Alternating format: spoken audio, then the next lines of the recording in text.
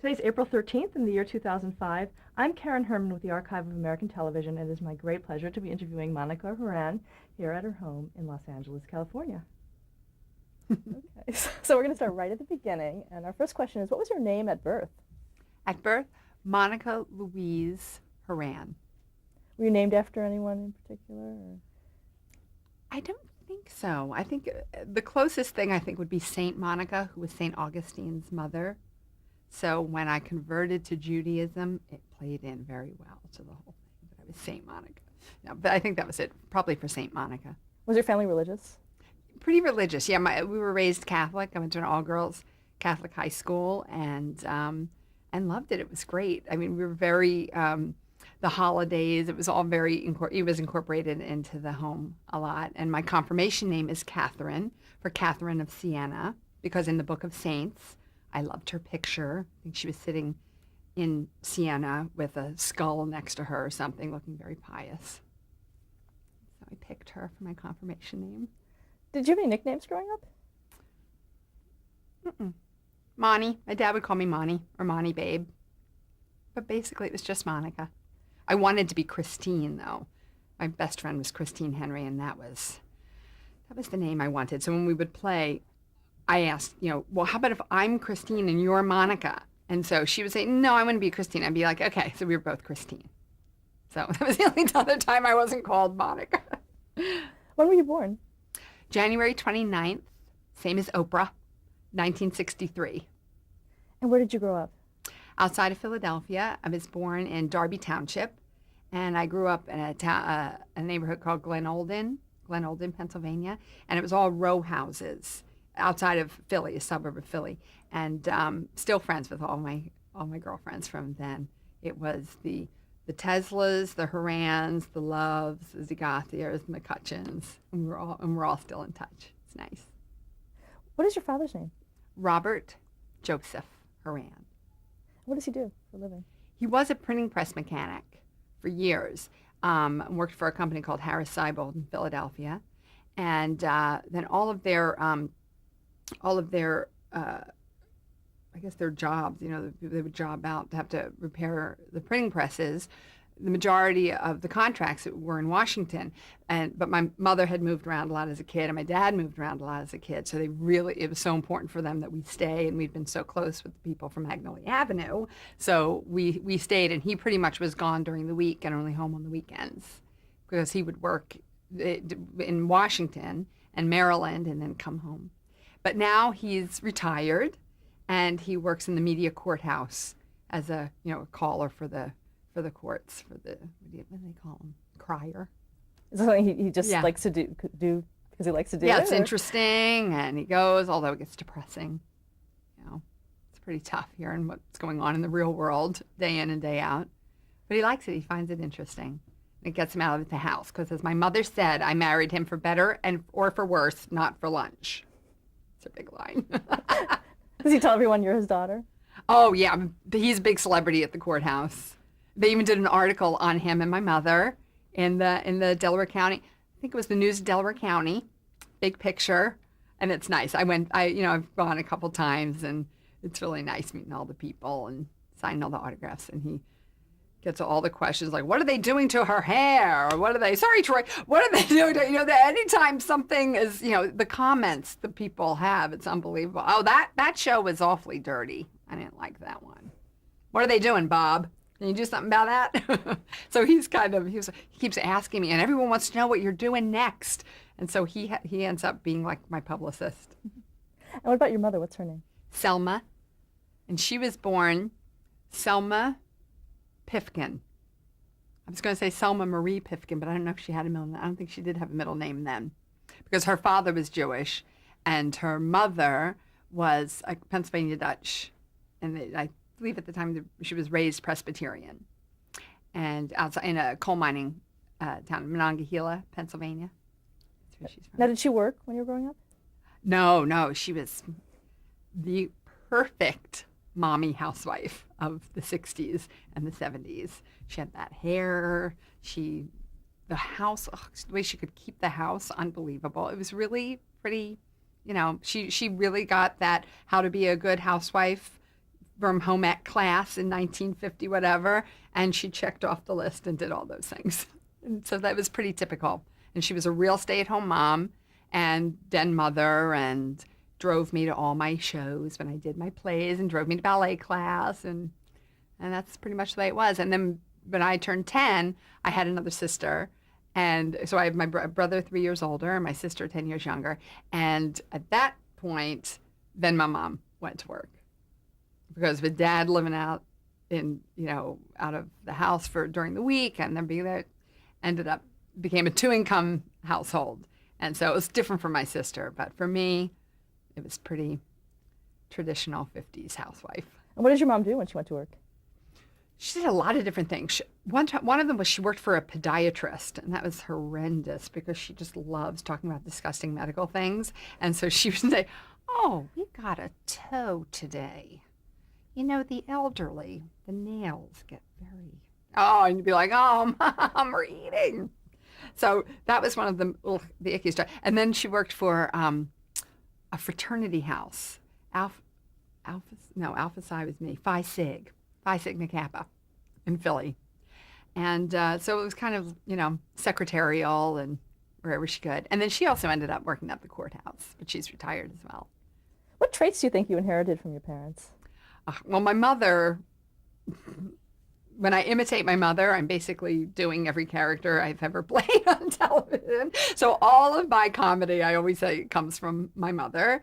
And she happens to be really funny, too, and she can be very witty and quick. But she also has that kind of innocence and doesn't want to delve too much into the serious aspect of things because it's just too much. And that is, I just love that. I love playing that character. Did you pick it up pretty early? Yeah, I think so. Between my mother and imitating my mother and imitating anything Carol Burnett did on the Carol Burnett show, that pretty much that's it. That's what you got. Was there a lot of fun and laughter in your household growing up? There was. My brother was really funny, and we played games. The games were always terrible, though. The games were the shouting times. That wasn't the funny laughter time, so I don't know why I thought of that. But then afterwards, talking about it, then you laugh about it. I think the best thing when this is connection with Raymond, the one thing about our family is no matter what's going on and what craziness and this one fighting with that one, at the end of the day, somebody will imitate somebody and we'll all be laughing at ourselves and the other person and the situation. So it definitely was a household where sense of humor was the salvation lots of times. And I think they would definitely agree. We had one day, it was so amazing. We found a tape. My grandparents used to live in Florida.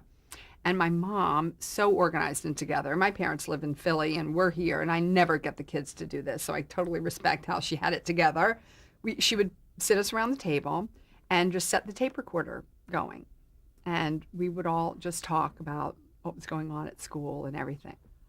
Well, we found one of these tapes. Maybe I was 10 and my brother was 13.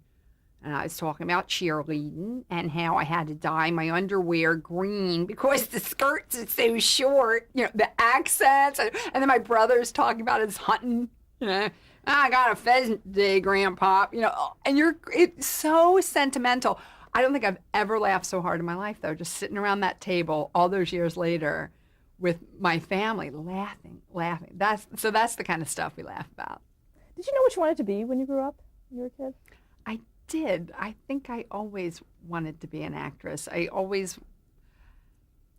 even say be an actress. I always wanted to do shows because I was always doing shows at the house. So it wasn't like I was a serious actress. I remember one time I used to watch the Sunday, it would be like the equivalent of, Turner Classic Movies. On Sundays, all the old Andy Hardy movies and Shirley Temple and my brother would sometimes ask me about the popular actresses of the day or whatever, and I wouldn't know who he was talking about. And he'd say, "I thought that's what you did. Why don't you not know that? How can you not know that?"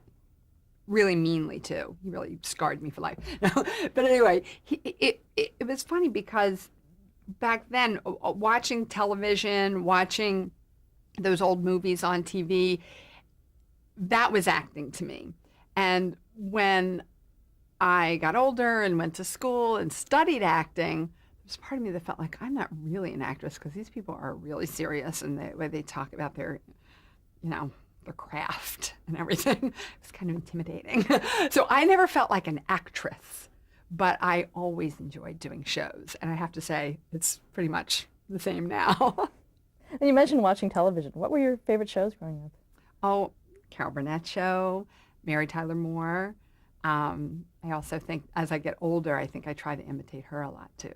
So I'm not really doing anything original. I'm just copying really funny people. And the Bob Newhart show, and of course the Brady Bunch, the Partridge Family, the Odd Couple, everything in reruns. I mean, the sitcoms were the Odd Couple, All in the Family, early on, which is funny too because I was very nerdy and kind of prudy. And so you watch All in the Family now, you watch the reruns. They were so cutting edge and so brilliant, the acting and the writing. I'm almost surprised that I was such a nerdy,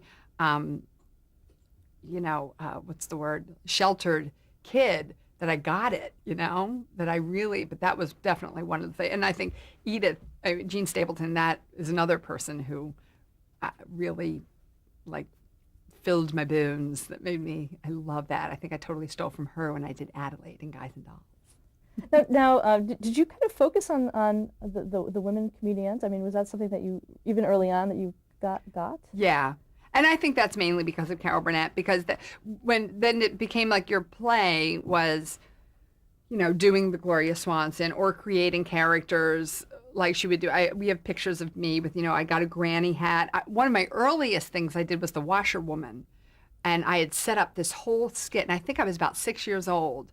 And I had my whole family come in and sit down. All the lights were out, and I had them turn on one light. And I came in with a bucket and a mop and this fabulous granny hat thing that I'd found that looked just like Carol's. And I did I started out cleaning up the stage and then realizing I was on a stage. And then found a record player. It was a close and play. Do you remember the close and play? And I see the close and play, and I open it, and the music starts, and it was, I don't know, probably the Beatles or something on a 45. And when the music, and I like my little character like heard the music, and then all of a sudden I whipped off my bathrobe, and underneath I had like my bathing suit on or something, and then I started dancing wildly to the music. And that, like I look back, that was like my first little sketch. So it was that was all. It was all the comedians that I was seeing, and it was on, and I never really strayed from that. That's pretty much always what I wanted to do. And how did you fulfill that? Well, I was really shy, actually. I mean, I did that when I was 6 in my living room, but when it came to actually auditioning for plays and things like that was what actresses did, and I always had that insecurity. I didn't want to say I was an actress. I liked fooling around. So I actually started dancing. I took ballet pretty seriously, as seriously as you can. At 5, I started with pantomime class with a teacher in Philadelphia. And then I studied with someone who, Edmund Novak he was over from Russia. His sister danced with the Ballet Russe. And I forget what company he was with. Anyway, literally over a firehouse in Ardmore, Pennsylvania. So it wasn't like I ventured into Philly for the Philadelphia, Pennsylvania Ballet. But for me, it was serious. And I did that a couple times a week until I was 15 when I realized, just like I didn't think I was an actress, I definitely was not a dancer. That's a total different mind, psyche experience in the world. And I didn't have it. I knew I'd never be great. I was way too into the interesting personalities of the people as opposed to how do I look? And and I couldn't look in the mirror and get my right position. I would be, oh my gosh, look at her. Oh my God, she has a crush on him. So I knew I didn't have the discipline or the focus, and I didn't think I'd ever be great. I wasn't athletic. I couldn't jump as high. And so that's when I finally started doing plays in high school. What high school did you go to? Archbishop Prendergast High School, Drexel Hill. I was a liturgical dancer there as well, which Peter Boyle loves because he was, he's from West Catholic, and he had never heard of liturgical dancing. I said, where were your progressive nuns in West Catholic? We had amazing nuns at Prendy in lots of different orders, St. Joseph nuns, Immaculate Heart, Mercy nuns, and in fact, it was a big drama when the Pope came, God rest his soul, when he came to Philly, and he kind of admonished the sisters because they were getting a little too progressive with the habits, and it's a big memory from my high school years of nuns like crying because they were so hopeful and anticipating the Holy See, and here he's telling them to change their outfit. So that was had a big impact on me. The dancing we did on the altar, which you look back, we were dancing to like The Greatest Love of All in this little like chiffony short thing where it's totally inappropriate. But when you're in high school, a sophomore, you feel very holy when you're dancing for God on the altar in robes or chiffony things. So I had a very positive Catholic experience. I loved these sisters. And I got to do my plays there. I got to do Godspell, where you feel like you're very close to Jesus because you're doing that play. And it was a very positive experience, and I got to do a lot of theater there, and that was the start. And then once I was going to graduate from high school, I hadn't even thought about college, and my mother really thought, I think, that I was going to go to New York City and join, sign up and live at the rehearsal club and go on my, take my little, what do they call them? Go on my calls and sign up for soap operas, which she suggested once that I should go sign up and be in a soap opera.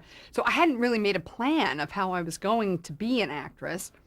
So my first year out of high school, I stayed home. I went to Lima campus of Penn State and got all the crappy credits that you don't care about, but you have to be a very smart graduate, get them out of the way. And I worked a couple jobs, and I did local theater. And a friend of mine had gone to Hofstra University, and I'm so ahead of your questions, aren't I? My friend went to Hofstra, University, and I went to see him do a play. And Hofstra had amazing facilities. They still do. The John Cranford Adams Playhouse, which is enormous and beautiful. A little theater, which is a little black box theater. The West End Theater, which is a little bit bigger, but still very, cozy. Really, really nice spaces and facilities. And Francis Ford Coppola went there, and Madeline Kahn went there. And so I started looking into that. And when I went to see my friend in the play, of course, yeah, it just looked like heaven.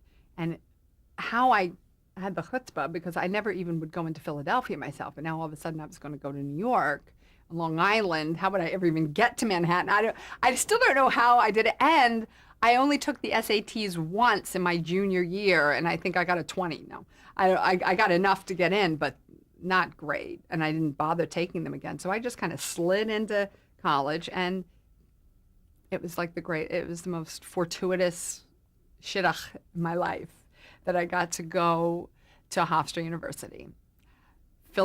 My husband, Philip, went there, but not when I was there. I had transferred in my sophomore year, and he had graduated the year before. So when I finally got there, I was with 5 of my friends from high school. My friend Kevin, my friend Tom, Jane, me, there's 4 of us. And everyone's saying, you have to move on with your life. You can't stick with your friends. You have to, branch out and be adventurous. But it was fantastic. We ended up forming a theater company. And my friend Tom Donaghy, who was a playwright who's been produced at Lincoln Center, we worked together, and Kevin directed, and he now is the head of my foundation that I have for arts and education in Los Angeles. So don't listen to people when they say to leave your friends. It doesn't work. Stick with your friends. What was the name of the theater group you guys founded? Actors Initiative. Doesn't that sound serious, like we'd get a not done? And we started the same year the Atlantic Theater Company did, because Tom transferred from Hofstra and went to NYU, and they had a lot more money than we did. We were just producing our own plays, so we fizzled out in about a year. But the things we learned doing that, and just that whole, it carries over. Everything I do now, even doing Raymond, you still have the same feelings when you sit down and read that material. It's like you're still putting on your show. It's fun. What was your first professional job in acting? Vampire Lesbians of Sodom. That's SODOM. Sodom. We got letters. We got a lot of letters. That Charles Bush, who who wrote the play and performed it for many years, they were holding auditions, and a friend of mine said, oh, it's just the understudy. At the time, I was working with a group called Artificial Intelligence, and we had done these shows at the Ballroom and Paulson's is clubs in New York, sketch comedy shows, and I thought, oh, an understudy job, and I'd get insurance, so I went and I auditioned, and I got it. I got the understudy job, and then they fired me from Tony and Tina's right before it was going to make its big splashy thing. And I said, but I can still do it on the weekends. No, I can do the matinee performances, because I had created this character for it. So that was like the first Hollywood choice devastation. And so there I was understudying at the Provincetown Playhouse in the basement, roaches crawling around, really sad, not getting to perform, while Artificial Intelligence and Tony and Tina and the character I had created was becoming the toast of the town. What was the character? It was Madeline Monroe, the jailbait stripper. And I loved this character because it was, stripper, nowadays it would be somebody with enormous boobs and pasties, and it would be like a really, edgy. Well, of course, I wasn't edgy. I was just kind of, I thought I was performing, and it was a really fun character. I loved it. And Phil played the priest in that production, and he actually wrote the ceremony that you see today. But he also had a falling out, which ended up being a blessing, because it's what brought us to California. But at the time, it was like my first job. But my mother didn't like telling people what it was, and I didn't get to perform. But then eventually I took over the role, and I did it for like a year. So that was off Broadway, and I had a job, and I was really, really happy. Now, had you already met Phil at that point? Yes, we were together. We met, he actually saw me in a play that we did with Actors Initiative at a little off Broadway theater. And after graduating from Hofstra, we put on this production, and Phil came to see it. And he knew all the other people in the play, but I had never met him, but I had heard about him because he was such a legendary actor at Hofstra. What had you heard? How great he was. And in fact, we were going to go, there were a couple times where I was in production at school, and they were like, oh, we're going to go into the city. Phil Rosenthal's doing this play up at Columbia. He's awesome. We got to go see him. And they all went. I was this close to going. I thought, no, I really have to be off book by tomorrow. I'm not going to go. And I didn't go. So a year later, I was working at Telecharge on 42nd Street. And during our lunch break, it was the 9th Avenue Food Fair. And we had been doing this play.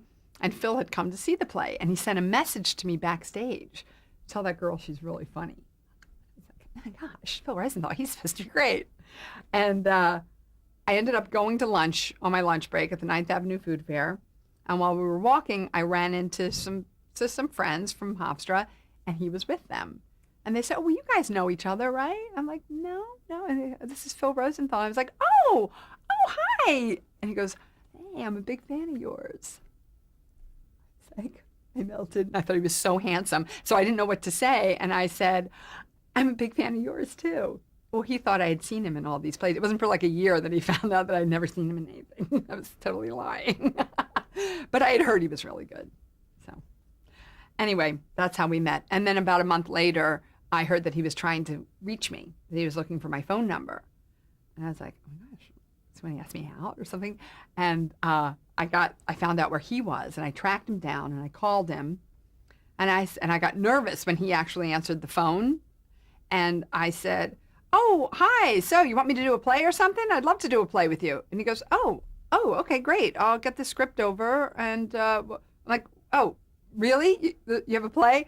Yeah, I'm doing this play up at Columbia, and you'd be great for one of the parts, and I recommended you, and the director said yes, and that was it. And we did this play together called Malperfect, and Tom McGowan was in it, who plays Bernie on Raymond, who's a great actor, and Sue Varon, who also played the waitress. She was in it way back then. She was an old Tony and Tina person also.